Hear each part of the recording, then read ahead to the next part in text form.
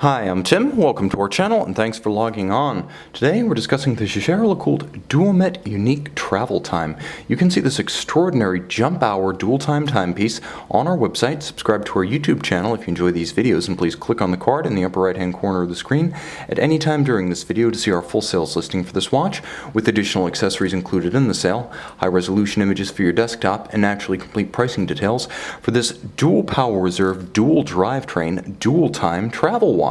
And it truly is what the manufacturer bills. It is a unique travel time solution. This is a watch that 42 millimeters in the standard Duometre case nevertheless adopts a movement that represents the most complicated Duometre caliber, short of the high complications like the Sphero Tourbillon or the Grand Sonnerie.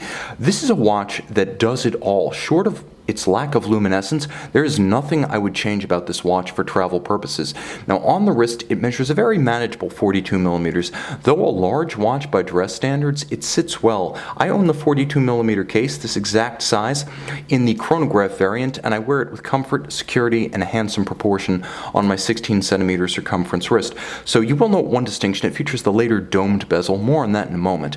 But in terms of thickness, not much changes. The watch is 13.9 millimeters thick, but the addition of that domed bezel, as well as the domed profile of the sapphire, makes it easy to slip this one underneath not just suit jackets, not just blazers or coats, but also the dress sleeve beneath. Now from lug to lug, the watch is a manageable 50.3 millimeters, which means it's right on the upper limit of what I consider suitable for a smaller male wrist. That is what I define as 14 to 16.5 centimeters in circumference. So this watch will fit well down to that size. In terms of lug spacing, if you wish to accessorize, 21 millimeters is the measurement, so you have many standard-sized options.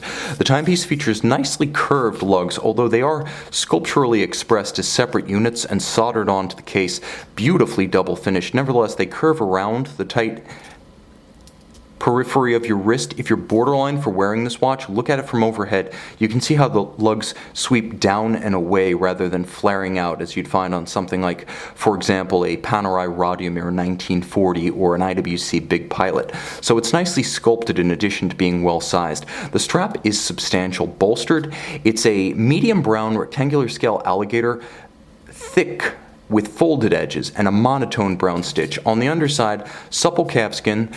This is a new strap in excellent condition, and you'll note that it features a full deployant clasp. This is not something you should take for granted, as the Duometre family no longer universally employs a deployant clasp. Some of them do have pin buckles today, so I'm happy to see on this flagship complication a full current generation JLC folding clasp, and one of the most thoughtful refinements is that there is a push button release for the entire clasp, so it can be detached without the use of any kind of specific tool. Thoughtfully designed, it also includes a cradle shaped chassis to conform to the underside of your wrist, all of high polish. It's very nicely executed, and like the case itself, it is made by Jaeger-LeCoultre. The strap features straight spring bars, which means the strap pulls straight down around your wrist. No concerns there, ergonomically speaking. The finish of the case is exceptional. Now I feel bad, I've put some fingerprints on it, but you can see to good effect that it has true soldered or welded lugs. You may be familiar with Longa lugs that cop this look but are actually retained by screws on the inside of the case. These are the real deal, double finished. You can see high polish on the flanks, and then contrasting with the satin finish of the case band, the bezel, and the case back. You'll also note that they are stepped out sufficiently to create a very pronounced cleft between the lug structure and the case band. So this watch, though handsome with its domed bezel and fluid lug lines, nevertheless does have some strong overtones of masculinity with those hard creases and folds. You'll also note the attention to detail lavished on the crown alone, with this double knurling pattern on the outside that makes it a pleasure to grip. And you'll note how the crown is actually media blasted, with the exception of the outer rim, which is polished, and the inner about face JL logo, which is also polished amid the media blasting. Very impressive attention to detail. And in case you're wondering, winding in both directions, caliber 383 is a pleasure. Now the watch features that domed bezel profile. It used to be a straight conical cut. Now it has a little bit more of an arc so that it better matches the curve of the domed sapphire on this watch, because it does have more of a vaulted profile and it is thicker than the other Duometre. You'll also note that the pushers themselves are curved and high polished contrast with the case band, but they are satin finished on their flanks.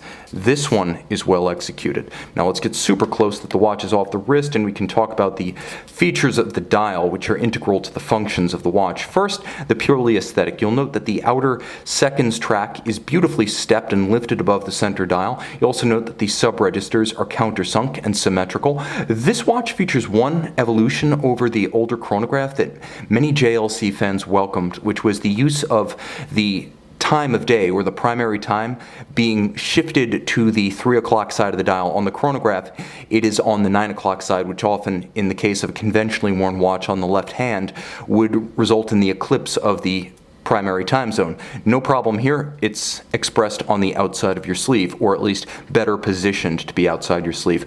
Contrast in colors. Blue is the travel time, or the reference time, with its jump hour, its minute hand, and its power reserve.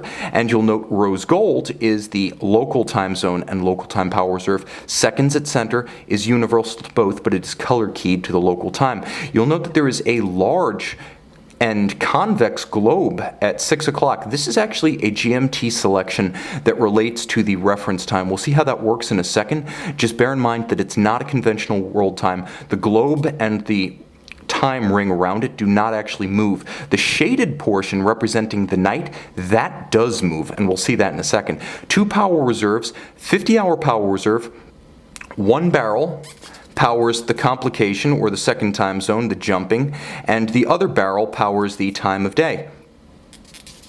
Now, to explain exactly how this works, I'll wind the crown. You wind it in both directions to wind the 2 barrels. You can see the ratchet system.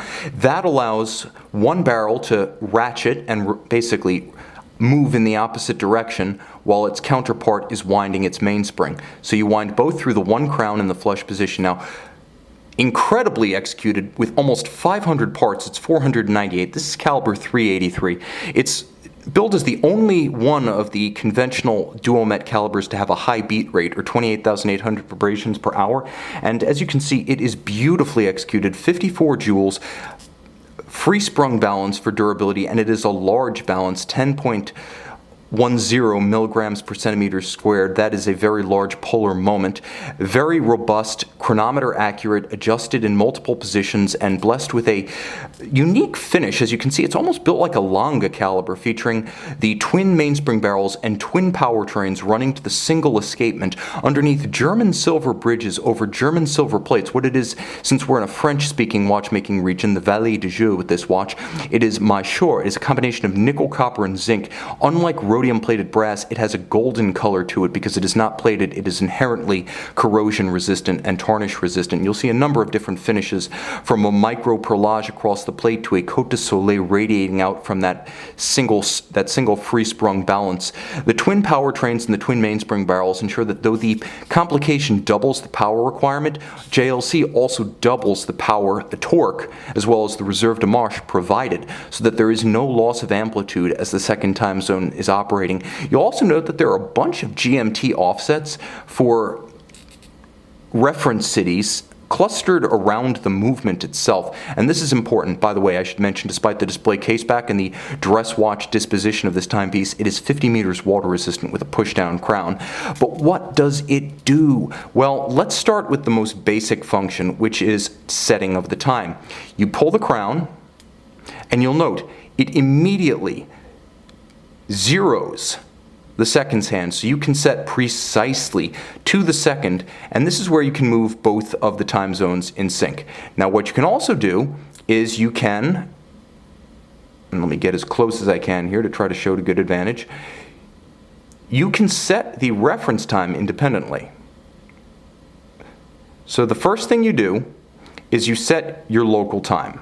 That's done by pulling the crown out all the way. And then you set your local time. Now you pull the crown out halfway, and you'll see how the watch continues to keep time in the local time zone. But now I can actually move, and you'll note how the minute hand jumps in 1 minute increments. I am jumping in 1 minute increments, setting the reference time to the minute. It's not coupled to the local minutes hand. I can set it to precisely match the minute in, for example, Caracas, Venezuela, or Pyongyang, North Korea. So if you're a glorious leader, this watch might be the solution you're looking for. Now, moreover, it is the first wristwatch jump hour of which I'm aware to hail from JLC. And if you set that local time and the reference time identical, you can actually use the watch as a conventional jump hour to tell your local time. And you'll watch how that works, and you can see there's a jump, but now I back through, and just like that, I advance the hour of the reference time. And watch what's happening at the index at 6 o'clock. Watch, since I've set my city, which is New York, you can see how it aligns with New York at the index, and you can also see how New York is GMT -5.